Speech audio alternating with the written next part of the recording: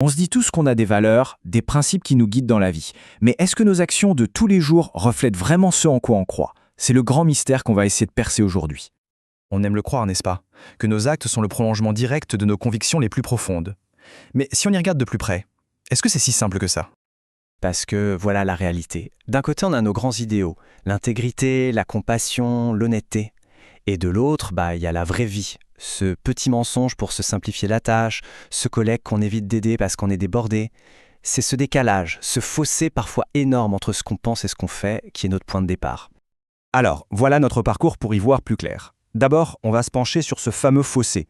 Ensuite, on découvrira un outil incroyable, une sorte de boussole intérieure universelle. Puis, on verra comment tout ça s'applique concrètement dans le monde du travail, avec une étude de cas vraiment parlante. Et à la fin, on verra comment on peut peut-être vivre un peu plus en accord avec soi-même. Allez, on commence. Plongeons directement dans ce fameux fossé entre nos valeurs et nos actions. Et attention, ce n'est pas juste une impression personnelle. Des psychologues comme Bardy et Schwartz l'ont théorisé. On a tous un besoin quasi instinctif de réduire cet écart, d'aligner nos actes sur ce qui compte pour nous. C'est comme une tendance naturelle. Le truc, c'est que même si ça nous paraît évident, le prouver scientifiquement, c'est une autre paire de manches. Pendant des années et des années, les chercheurs se sont cassés les dents dessus. Les études donnaient des résultats flous, parfois contradictoires, bref, le lien était là quelque part, mais impossible à mesurer clairement. Alors, comment on sort de cette impasse? Eh bien, c'est là qu'arrive une idée qui a littéralement tout changé. Le concept d'une boussole intérieure. Cette idée géniale, on la doit au psychologue Shalom Schwartz. Sa théorie est à la fois simple et révolutionnaire. En gros, peu importe notre culture ou notre origine, on partagerait tous 10 grandes valeurs fondamentales. Mais le plus fou, ce n'est pas juste une liste, c'est que ces valeurs sont organisées entre elles, dans une structure logique, un peu comme une carte. Et pour se représenter cette carte, le plus simple, c'est d'imaginer une boussole. Une boussole qui nous aide à nous orienter dans nos motivations, avec des pôles qui s'opposent et d'autres qui se complètent. Regardons l'axe nord-sud, par exemple. Tout en haut, au nord, on a le dépassement de soi, la bienveillance, penser au bien commun, et à l'exact opposé, au sud, on a l'affirmation de soi, la recherche du pouvoir, du succès personnel. C'est clair, ces deux directions sont en conflit. C'est difficile de vouloir à la fois le bien de tous et son propre succès avant tout.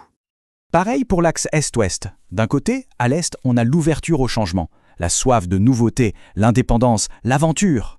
Et à l'ouest, on trouve la continuité, le respect des traditions, la sécurité, la conformité.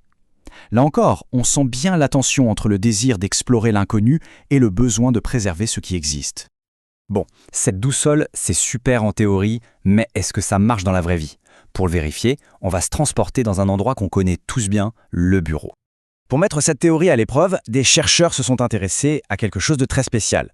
Ça s'appelle les comportements de citoyenneté organisationnelle. Ok, le nom est un peu barbare, mais l'idée est toute simple. Ce sont tous ces petits gestes qu'on fait au travail, non pas parce qu'on est payé pour, mais juste pour aider, pour que l'ambiance soit meilleure et que la boîte tourne bien. Concrètement, ça donne quoi? C'est le coup de main qu'on donne à un collègue qui est sous l'eau, l'idée qu'on propose en réunion pour améliorer un truc, ou même juste défendre son entreprise quand on entend une critique injuste. Bref, c'est toute l'huile dans les rouages qui fait qu'une équipe fonctionne vraiment. Voilà, on a nos deux pièces du puzzle. D'un côté, la boussole des valeurs, de l'autre, ses comportements d'entraide au travail. Il ne manquait plus qu'à trouver un moyen de connecter les deux. Et la question cruciale était là. Est-ce qu'on pouvait enfin prouver, chiffre à l'appui, que la direction indiquée par notre boussole intérieure permet de prédire nos actions concrètes au quotidien? Pour répondre à ça, une étude super intéressante a été menée en 2016 par Nadir Djerboua. Il a interrogé pas moins de 727 personnes qui travaillaient dans le secteur associatif au Canada. Et ce qui est vraiment malin dans le choix de cet échantillon, ce n'est pas juste le nombre, c'est sa composition. On y trouvait des employés, bien sûr, mais aussi près de 20% de bénévoles. C'était donc le laboratoire parfait pour observer des comportements qui ne sont pas juste motivés par le salaire à la fin du mois. On arrive maintenant au moment clé, le cœur du réacteur, les résultats de cette étude. Et vous allez voir, c'est assez bluffant. Alors là, attention, c'est ici que tout prend son sens. Le résultat est d'une clarté limpide. Sans surprise, les gens dont la boussole pointe vers le dépassement de soi, donc l'aide aux autres, ont tendance à beaucoup plus aider leurs collègues. Mais là où ça devient fascinant, c'est qu'ils ont aussi tendance à moins avoir de comportements centrés sur eux-mêmes. Et l'inverse est parfaitement symétrique pour ceux qui sont tournés vers l'affirmation de soi. C'est un véritable effet miroir. Notre boussole ne fait pas que nous pousser dans une direction, elle nous freine activement d'aller dans la direction opposée. La conclusion de l'étude est donc formelle, et elle met fin à des dizaines d'années de doutes. Le lien entre nos valeurs et nos actions n'est plus une simple intuition. Il existe, il est significatif et il est mesurable. Notre boussole intérieure prédit bel et bien ce que nous faisons. D'accord, le lien est prouvé. Mais concrètement, qu'est-ce que ça change pour nous, dans notre travail et dans notre vie? Eh bien, les implications sont immenses. Ça veut dire que choisir un boulot en phase avec ses valeurs, ce n'est pas juste un caprice, c'est une condition fondamentale pour se sentir bien. Pour un manager, ça veut dire qu'on ne peut pas prôner l'entraide et ne récompenser que la performance individuelle. Ça ne marchera pas. Et pour chacun d'entre nous, prendre conscience de sa propre boussole, c'est la toute première étape pour se sentir plus aligné, plus authentique dans sa vie. Au final, tout se résume peut-être à cette simple question. Chacun de nous a cette boussole intérieure. Qu'on l'écoute ou non, elle pointe obstinément dans une direction. La vraie question, c'est de savoir si le chemin qu'on emprunte chaque matin en allant travailler nous en rapproche ou si nous en éloigne chaque jour un peu plus.